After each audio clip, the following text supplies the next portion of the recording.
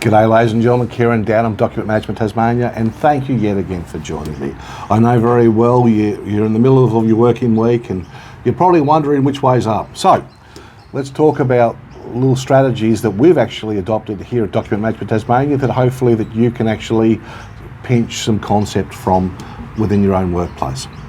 Document Management Tasmania, we're actually a hybrid organisation, and when I say a hybrid organisation, we do so much for so many in relation to document management. We are the providers of the Fujifilm Innovation hardware for both sales and service. We are Acrodata, Tasmania's largest digitisation and storage organisation.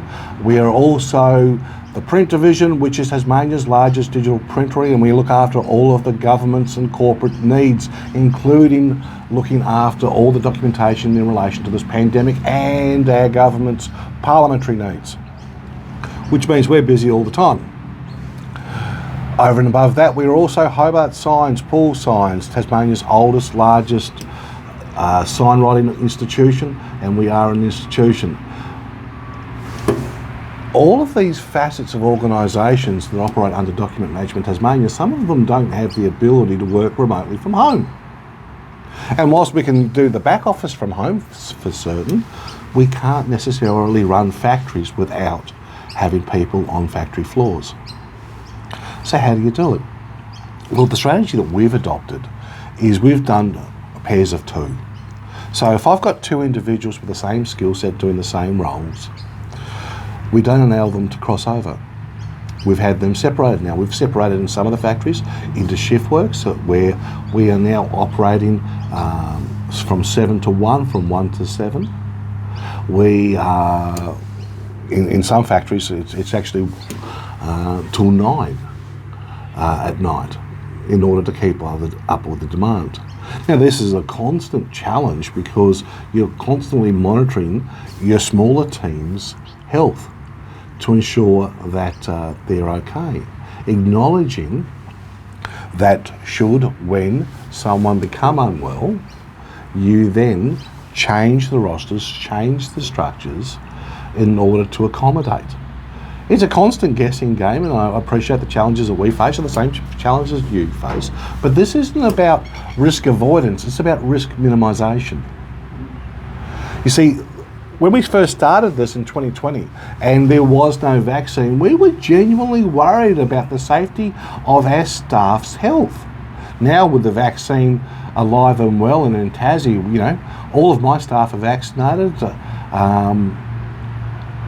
It's not the disease that we worry about.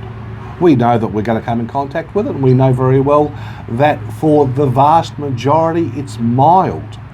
But it does impact your staffing workflows. At the moment, 10% of my staff are down with COVID.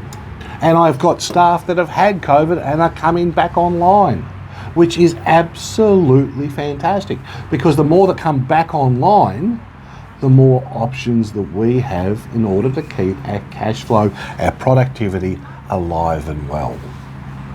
This is the key to this. Unfortunately, and as I record this, there are no wells of empathy that the government once had at the beginning of the pandemic when there was a lot of support packages into the community, be it JobKeeper, JobSeeker, in order to cope with the downturns. If your business is having downturns, the big thing that most businesses aren't doing, and I know they're not doing this, is they're not reaching out and ringing. They're not taking the time to talk to their client base going, hey, we're still running, we're still here for you, how are you guys coping? And what can we do to make your life easier? What are the problems and challenges that you have? And I back it in, the problems and challenges that they have are the same problems and challenges that we have.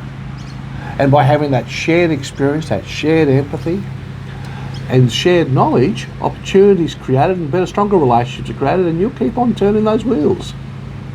That's the key.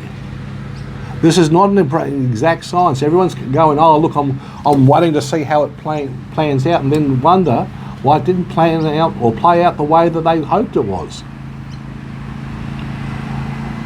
There's the old saying: if you plan for nothing, you're guaranteed to achieve it. The concept of this is divide your teams, be nimble, be transparent and be consistent and have communication constantly, not daily, constantly, to find out how things are changing. With that in mind, good luck. I look forward to talking to you very, very soon. Take care. Where are you going?